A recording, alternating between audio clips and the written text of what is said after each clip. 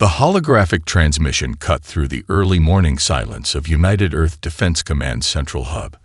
Dr. Elena Rodriguez stood motionless, her dark eyes reflecting the massive alien projection that filled the circular briefing room. Around her, a diverse team of military strategists, linguists, and xenobiologists held their collective breath. Admiral Krelax of the Galactic Confederation appeared exactly as the preliminary intelligence had predicted.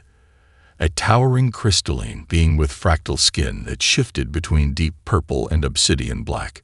His form was both beautiful and terrifying, a living embodiment of a species that had conquered hundreds of emerging civilizations across the galaxy. The transmission began with what could only be described as ritualistic pomposity. Krelax's multi-layered voice resonated through universal translation systems, each syllable carrying the weight of centuries of galactic dominance. Inhabitants of the third planet of the Sol system, the alien began. Your technological development has reached a level of minimal significance. The Galactic Confederation hereby issues its standard protocol of integration. You will disarm all planetary defense systems. You will submit all technological and biological data repositories. Your species will be assigned collective labor roles appropriate to your current developmental stage. A slight smile traced Elena's lips. The team around her recognized it. The expression of someone who was about to completely upend everything the aliens thought they knew. The holographic display behind Krelax showcased a stunning array of Confederation warships. Thousands of vessels that defied human understanding of engineering, each one capable of reducing entire planetary ecosystems to atomic dust. Their technological superiority was absolute, or so they believed.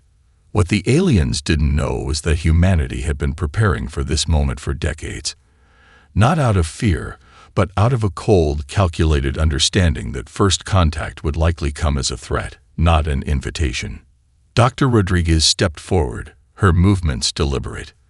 The translation systems captured her voice, calm, precise, with an underlying current of steel that would later be analyzed by xenopsychologists as a pivotal moment in human-galactic relations. Admiral Krelax of the Galactic Confederation. She began, "We have received and comprehensively analyzed your transmission. Our response is simple and direct." The alien's crystalline form seemed to shimmer with anticipation. Centuries of subjugating emerging species had taught the Confederation that most civilizations responded with fear, negotiation, or futile resistance. Humanity would do none of those things. Behind Elena, the massive screens of the command center began to display a real-time global response. Every major nation's defense system came online simultaneously, not in panic, but with the precision of a perfectly choreographed global orchestra. Quantum defense grids in Antarctica, adaptive missile platforms in the Atacama Desert, orbital defensive rings around Earth that had been carefully constructed under the guise of communication and research satellites. The message was clear. We see you. We are prepared. We are not afraid. Your ultimatum, Elena continued, her voice cutting through the alien's holographic projection, is denied. Humanity does not negotiate with threats. In that moment, something extraordinary happened. The alien's fractal skin flickered, a reaction that xenolinguists would later interpret as complete incomprehension. The Galactic Confederation had never encountered a species that so casually rejected what was, to them, a standard bureaucratic integration protocol. Krelax's communication algorithms began to process multiple potential scenarios: psychological analysis, technological assessment, potential resistance strategies. Each computation led to a result that seemed impossible. These humans were not just refusing. They were challenging. As the transmission continued, humanity's response became even more profound. Embedded in the communication was a data package, not of surrender, but of carefully curated information. Scientific achievements, technological innovations, a glimpse of human potential that suggested something far more dangerous than simple military resistance. This was not a civilization begging for mercy. This was a civilization extending a warning. First contact had just become something entirely unexpected. 48 hours after the initial transmission, the Galactic Confederation's pacification fleet arrived. 3,274 warships emerged from quantum slip space, their arrival creating a momentary eclipse of the solar system's outer planets. Each vessel was a marvel of alien engineering. Crystalline hulls that could absorb and redistribute energy, weapon systems that could punch through planetary cores, shields that had rendered countless civilizations extinct within minutes. Commander Vrelak, second in command to Admiral Krelax, surveyed the tactical display with practiced confidence. Preliminary scans showed Earth's defenses as almost laughably primitive. A global network of what appeared to be basic missile platforms, rudimentary energy shields, and a handful of orbital defense satellites.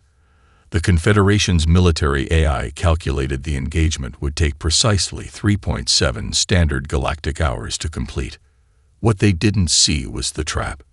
Buried deep within the rocky mantle of Mars, a command center hummed with activity. Major Sarah Chen, lead coordinator of Earth's adaptive defense network, watched the alien fleet's approach with a predatory smile. Around her, a team of military strategists, quantum physicists, and AI specialists worked in perfect synchronization. Initial positioning is exactly as projected, she murmured into her communication link. The words carried no excitement, no fear, just cold, calculated precision. The first wave of Confederation ships began their approach vector. Standard protocol dictated a gradual encirclement, a method that had subjugated hundreds of emerging civilizations. Their energy signatures began to build, preparing for the initial bombardment that would typically crack open a planet's defenses. Humanity had other plans. What the aliens perceived as simple missile platforms were anything but simple. Each defensive installation was a quantum adaptive system, capable of real-time reconfiguration. As the first alien energy weapons charge, something extraordinary began to happen. The seemingly primitive defenses started to move. Not dramatically. Not in any way that would immediately trigger alarm. Just subtle repositionings that would later be described by xenoanalysts as almost organic in their complexity. Asteroid defense platforms in the belt began to shift. Orbital satellites realigned with microscopic precision. Commander Vrelak's first indication that something was wrong came when the initial targeting solutions began to drift. Marginally at first, then more significantly. The ship's advanced AI systems began to recalculate, unable to maintain a consistent lock on planetary targets. Tactical anomaly. A subordinate reported, mandible segments clicking with growing uncertainty. Targeting systems experiencing unexplained quantum interference. What they didn't realize was that humanity had turned the entire solar system into an elaborate killbox. Every planetary body became a potential weapon. Mars' thin atmosphere began to interact with the alien ship's energy signatures in ways the Confederation's scientists had never anticipated. The asteroid belt, previously thought to be a navigational hazard, transformed into a live combat environment. The first actual attack came not from Earth, but from an unmanned research satellite positioned near Jupiter. A weapon system so unexpected that the Confederation's tactical databases had no existing classification for it. It wasn't a missile. It wasn't an energy weapon. It was something entirely new. The satellite created a localized quantum entanglement field that began to systematically disrupt the alien fleet's quantum slip space communications. Ships found themselves suddenly isolated, their advanced coordination reduced to individual units. Major Chen's voice remained calm. Phase 1 complete. Begin secondary vector engagement. Humanity had just revealed its first lesson to the Galactic Confederation. Nothing was as it seemed, and the game had only just begun. The first true shock came when the alien energy weapons struck Earth's initial defense perimeter. Instead of simple absorption or deflection, something impossible began to happen. Dr. Marcus Wong watched from the Quantum Integration Lab, his fingers dancing across holographic interfaces that seemed to breathe with living intelligence. Beside him, a team of engineers and xenotechnologists held their collective breath. The human defense systems weren't just defending, they were consuming. Each alien energy blast that struck the planetary shields was instantaneously analyzed, its quantum signature decoded, its energy potential mapped and redistributed. What should have been a devastating attack became something entirely different, a massive power transfer that began to augment Earth's own defensive capabilities. Commander Vrelak's tactical display erupted with impossible readings. Weapon strikes that should have obliterated entire sections of planetary defense were being transformed. The energy wasn't being blocked. It wasn't being reflected. It was being weaponized. Impossible, the alien commander muttered, his crystalline form pulsing with colors that translated to pure confusion in his species' communication spectrum. Dr. Wong allowed himself a slight smile. Humanity had been preparing for this moment for decades, not just militarily, but philosophically. Every technological challenge was an opportunity. Every attack, a potential source of innovation. The Quantum Integration Lab was more than a defensive command center. It was a live, breathing ecosystem of technological adaptation. Artificial intelligence systems worked in concert with human intuition, breaking down alien technology at the molecular level, understanding it, and then subverting it completely. A breakthrough moment came when Marcus discovered something truly remarkable. The alien communication protocols, supposedly unhackable, developed over millennia of galactic conquest, had fundamental vulnerabilities that no one had ever noticed before. Humanity's approach was different. Where other species saw technology as a fixed system, humans saw it as a living, malleable construct. Redirect quantum cascade, Marcus called out. A team of specialists moved with the precision of a symphony orchestra, each action calculated, each movement purposeful. Entire squadrons of alien ships found their navigation systems simultaneously compromised. Not destroyed, not disabled, reprogrammed. The vessels began to move in patterns that defied their original programming, turning their own technological superiority into a weapon against them. It was technological judo, using an opponent's strength and momentum against them. The Confederation's communication networks began to fragment. Each intercepted transmission became a potential vector for infiltration. Their supposedly secure quantum encryption was being dismantled in real time, transformed into an open book that revealed the inner workings of their military and political structures. What the aliens didn't understand was the fundamental difference in human technological philosophy. Where the Galactic Confederation saw technology as a finished product, humans saw it as a continuous process of evolution. Every system was a prototype. Every limitation was a challenge to be overcome. Major Sarah Chen's voice cut through the quantum communication channels. Secondary adaptation protocol initiated. Begin phase 2 of technological integration. The human response wasn't just about defense. It was about total technological transformation. Alien weapon systems began to be systematically repurposed. Energy signatures that were meant to destroy were now being channeled into Earth's power grids. Quantum communication arrays were being rebuilt, rewritten, reimagined. Commander Vrelak watched in growing horror as his supposedly invincible fleet began to turn against itself. The humans weren't just resisting. They were rewriting the very rules of technological engagement. In the Quantum Integration Lab, Dr. Wong looked up from his interfaces. "We're just getting started," he said quietly, to no one in particular.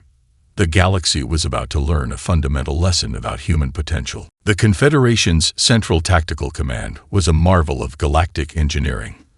A massive spherical structure that floated in the neutral zone between star systems, housing the most advanced computational systems ever developed. Its quantum processors could simulate entire civilizational conflicts with near-perfect predictability. Until humanity broke every predictive model. Dr. Aisha Nakamura leaned back in her chair at the Global Predictive Warfare Center, her eyes reflecting multiple holographic displays that pulsed with an almost living intelligence. Around her, a team of the world's most brilliant minds worked in perfect synchronization. Mathematicians, quantum physicists, behavioral psychologists, and AI specialists merged into a single, breathtaking computational organism. What the Confederation didn't understand was that humanity's true weapon wasn't in its physical technology, but in its ability to process, predict, and manipulate information at a level that defied conventional understanding. The center's primary system, dubbed ORACLE, was more than just a supercomputer. It was a living, breathing predictive engine that could simulate millions of potential conflict scenarios in milliseconds. Each scenario wasn't just a military projection, but a complex tapestry of psychological, technological, and sociological interactions. Confederation fleet movement is entering predictive corridor Delta 7, Aisha muttered, her fingers dancing across holographic interfaces. Probability of current trajectory, 98.3% deviation from expected path in 17.6 minutes. The alien commanders believed they were executing a perfectly calculated military strategy. In reality, they were moving exactly where humanity wanted them to move. Every alien communication was not just intercepted but deliberately reinterpreted. Quantum encryption that took millennia to develop was being unraveled in real time, not through brute force decryption, but through a fundamentally different approach to information processing. Marcus Wong, now leading the Xenotechnological Adaptation Team, discovered something extraordinary. The Galactic Confederation's communication protocols had inherent psychological weaknesses, built-in blind spots that came from centuries of unchallenged technological supremacy. They've never been truly challenged, Marcus explained to the Global Strategy Team. Their technology is a monument to past victories, not a living, adaptive system. Quantum computing systems began to do the impossible. They weren't just breaking alien communication codes, they were predicting and manipulating them. Entire fleet movements could be subtly influenced by introducing microscopic variations in communication frequencies that the aliens wouldn't even perceive as manipulation. The first true demonstration came when the ORACLE system managed to create a cascading information effect that caused 3 entire Confederation battle groups to completely misinterpret their own strategic directives. Ships meant to converge on Earth found themselves redirected into elaborate wild goose chases across seemingly random sectors of space. Commander Vrelak's communication systems began to show impossible anomalies. Tactical reports contradicted each other. Navigation systems provided conflicting coordinate sets. What seemed like simple communication errors was actually a sophisticated psychological warfare technique that the Confederation had no framework to understand. It's not about destroying their technology, Aisha explained to her team. It's about making them question the very foundation of their technological superiority. Humanity was fighting a war on a level the Confederation couldn't comprehend. Physical weapons were almost an afterthought. The real battlefield was information itself, its processing, its manipulation, its very essence. The Global Strategy Center hummed with an energy that was part technological marvel, part human intuition. Every alien technological advantage was being systematically analyzed, understood, and then completely subverted. Marcus looked up from his interface, a rare smile crossing his face. "They think they're playing chess," he said quietly. "We're playing an entirely different game." The Galactic Confederation was about to learn that information was the most powerful weapon in the universe, and humanity had just revealed its true arsenal. The Galactic Confederation's central archives were a testament to centuries of imperial conquest. Millions of civilizational records, meticulously catalogued, documenting the systematic subjugation of hundreds of emerging species. Each record was a monument to their perceived invincibility. Dr. Elena Rodriguez understood that true warfare was fought in the mind long before it was fought with weapons. The broadcast began simultaneously across every known Confederation communication channel. It wasn't an attack. It was a revelation. Unfiltered historical records of every conquered civilization began to stream into the collective consciousness of the Galactic Confederation. Not sanitized diplomatic summaries, but raw, unedited accounts of subjugation.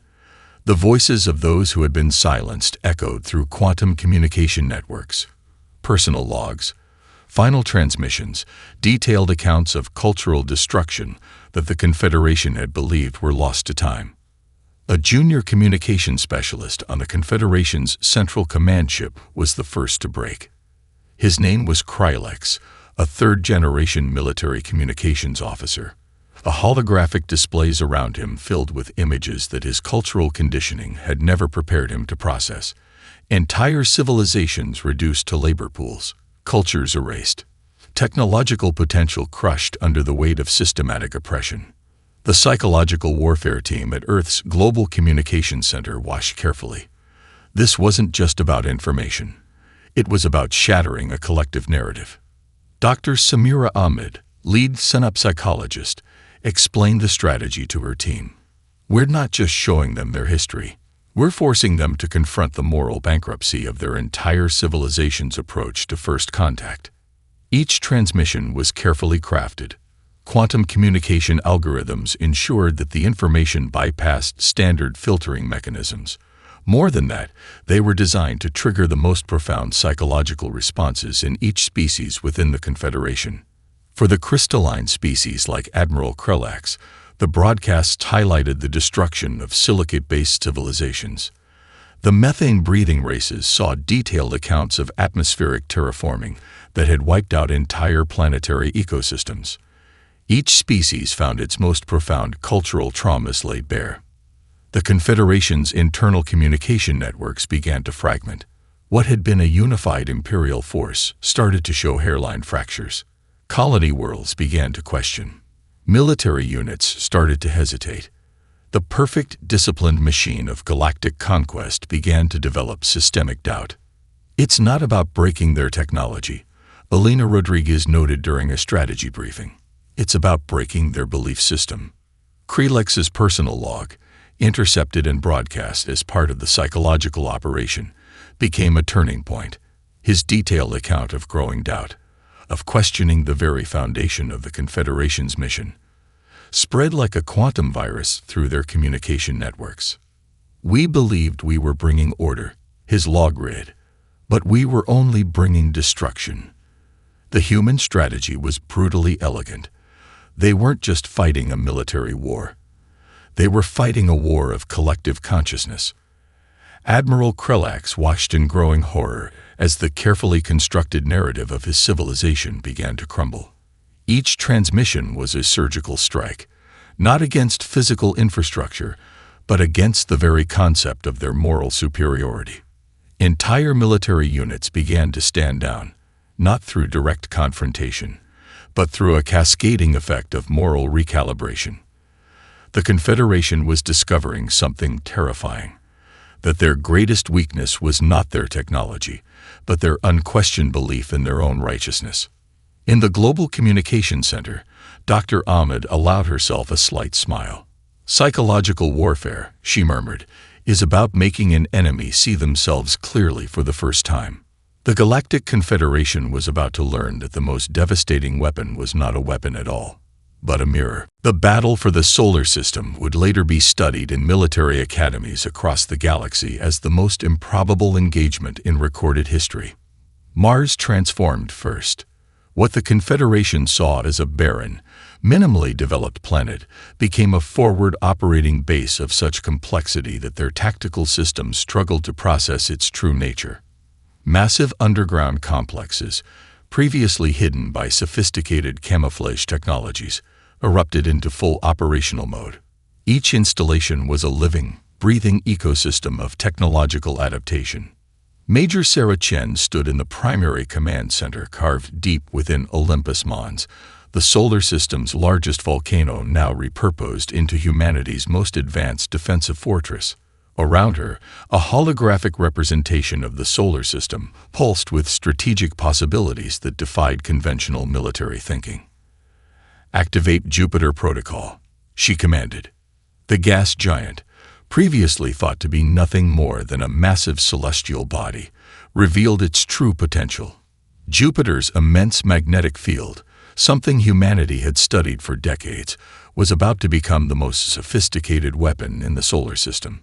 Confederation fleet commanders watched in growing horror as their ships began to experience impossible gravitational and electromagnetic interactions. It wasn't just Jupiter's natural magnetic field. Humanity had spent decades developing technologies that could manipulate planetary-scale magnetic systems. Ships found themselves herded, not destroyed, not immediately attacked. Herded. Like a shepherd moving a flock, the human strategy transformed the entire solar system into a living, breathing combat environment. The asteroid belt became a minefield of adaptive drone swarms. Each planetary body was not just a potential obstacle, but an active component of the defensive strategy. Commander Vrelak's tactical displays erupted with impossible readings. Entire battle groups found themselves moved not by direct attack, but by complex gravitational and electromagnetic manipulations that violated everything in the Confederation's military doctrine. Dr. Marcus Wong watched from the Quantum Integration Lab, his team working with a level of synchronization that seemed almost supernatural. "It's not about destroying," he explained to his team. "It's about demonstrating that we understand the fundamental laws of the universe better than they do." The human commitment became terrifyingly clear. Entire sections of orbital infrastructure were sacrificed without hesitation, not through panic, but through a calculated understanding that some losses were necessary to achieve a greater strategic objective. A critical moment came when humanity demonstrated something truly unprecedented. They were willing to temporarily disable critical planetary infrastructure, their own infrastructure, to create a more complex strategic advantage. The Confederation had never encountered a species willing to wound itself to win a larger victory. Jupiter's magnetic field began to interact with carefully positioned quantum resonance platforms. Ships found their quantum slip space capabilities systematically disrupted. Communication networks collapsed, not through direct attack, but through fundamental interference that the aliens couldn't comprehend. "They think in linear terms," Major Chen muttered. "We think in complex systems." The turning point wasn't a single moment of dramatic conflict. It was a systematic demonstration that humanity viewed the entire solar system as a single, adaptive defensive organism. Alien commanders began to realize they were fighting something fundamentally different. This wasn't a civilization preparing for war. This was a civilization that had already reimagined the very concept of conflict. Admiral Krelax watched the tactical displays with a growing sense of existential dread. The humans weren't just defending. They were teaching a lesson. In the command center within Olympus Mons, a subtle smile crossed Sarah Chin's face. "Phase 1 complete," she said quietly. "They're beginning to understand." The solar system had just become a classroom, and humanity was about to deliver a masterclass in strategic thinking. The negotiation chamber was unlike anything the Galactic Confederation had ever seen.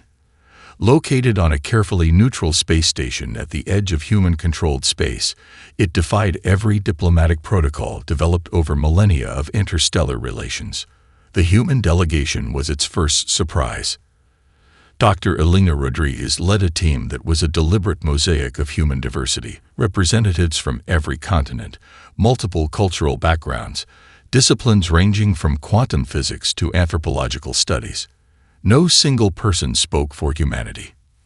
Instead, they moved and communicated as a collective, yet with individual brilliance that was both unified and distinctly unique. Admiral Krelax and the Confederation's lead negotiators found themselves completely off balance. This wasn't a typical first contact negotiation. This was a fundamental reimagining of interstellar diplomatic relations. "We are not here to replace your existing power structure," Elena began, her voice calm and precise. "We are here to propose a new framework of galactic cooperation." The proposal was revolutionary, not a demand for reparations, not a call for the Confederation's dismantling, but a comprehensive restructuring of interstellar governance that challenged every existing paradigm. The human delegation presented a multi-layered proposal that was part diplomatic document, part philosophical treatise. It addressed not just military protocols, but cultural exchange, technological sharing, and a radical new approach to emerging civilizations. Dr. Samira Ahmed, the team's lead synapse psychologist, explained the core principle. Our goal is not conquest, it's evolution. What made the proposal truly radical was its fundamental assumption. No civilization had a monopoly on progress. The Confederation had spent millennia believing in a hierarchical model of technological and cultural development. Humanity proposed a networked, adaptive model where each species could contribute unique perspectives. The technological exchanges proposed were unprecedented. Not a one-sided transfer of technology, but a collaborative framework that would allow for mutual innovation. The humans weren't offering their technology. They were offering a completely new way of thinking about technological development. Commander Vrelak, who had witnessed the solar system conflict, found himself more confused than defeated.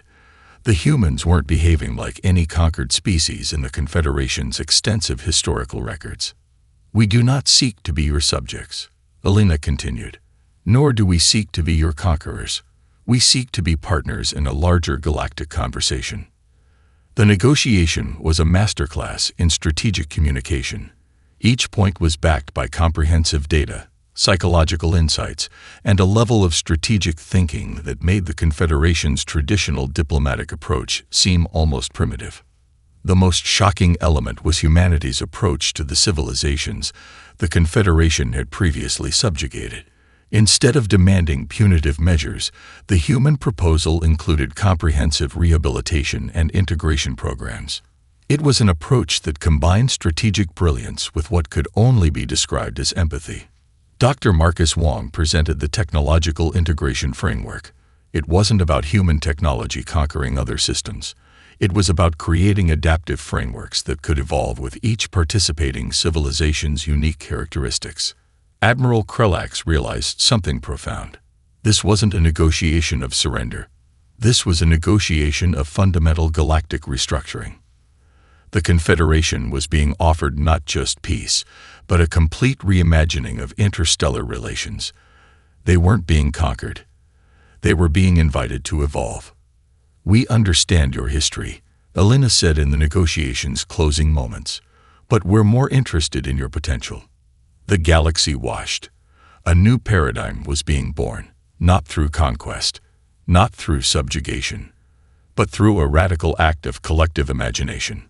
Humanity had just changed the rules of everything. 50 years after the initial conflict, the galaxy looked nothing like it had before. The Galactic Collaborative Network, a structure that had replaced the old Confederation, spread across star systems like a living, breathing organism of interconnected potential.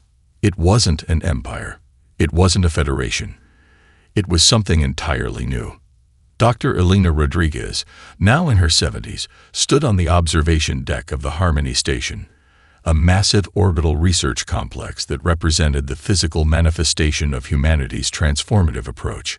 Around her, representatives from over 147 different species worked in collaborative spaces that defied traditional architectural and cultural boundaries.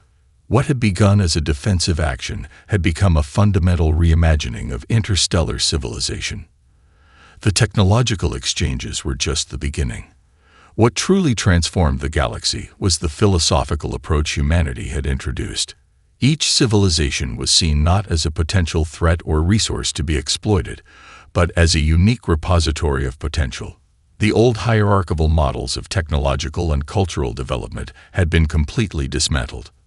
Dr. Marcus Wong, now leading the Interspecies Collaborative Research Initiative, explained it to a group of young scientists from 3 different star systems. "We didn't win a war," he would often say. "We started a conversation." The collaborative network wasn't just about technology. It was about creating a framework where each species could contribute its unique perspective. The methane-breathing races developed entirely new approaches to quantum communication.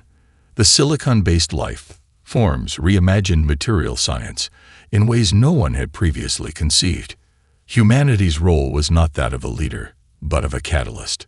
The most profound changes happened in how emerging civilizations were approached.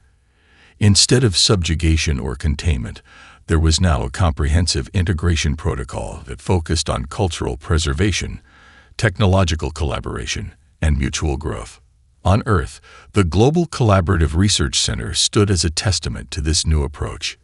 It was a living museum of galactic potential, where technologies, cultural artifacts, and scientific breakthroughs from across the galaxy were not just displayed, but actively studied and developed.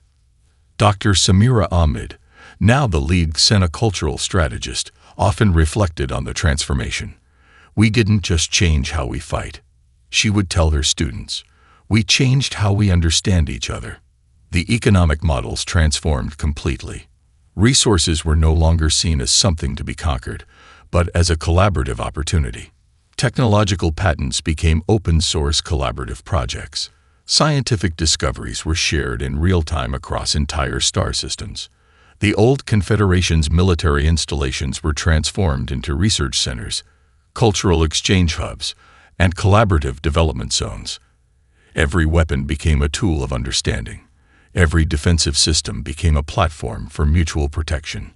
Most remarkably, the galaxy began to develop a collective consciousness that transcended individual species, not through forced integration, but through a genuine desire to understand and grow together. On the Harmony Station, Elena Rodriguez watched a group of young scientists, a crystalline being from the former Confederation, a methane-breathing researcher, a human, and two representatives from species humanity had never even heard of before the conflict, working together on a complex quantum communication problem. They weren't just colleagues. They were architects of a new kind of civilization. The warnings that had come from the galaxy had been answered, not with more violence, not with subjugation, but with a fundamental reimagining of what was possible. Humanity had not conquered the galaxy. They had invited it to become something more. As the station's lights reflected off the diverse group of researchers, it was clear. The real transformation had only just begun.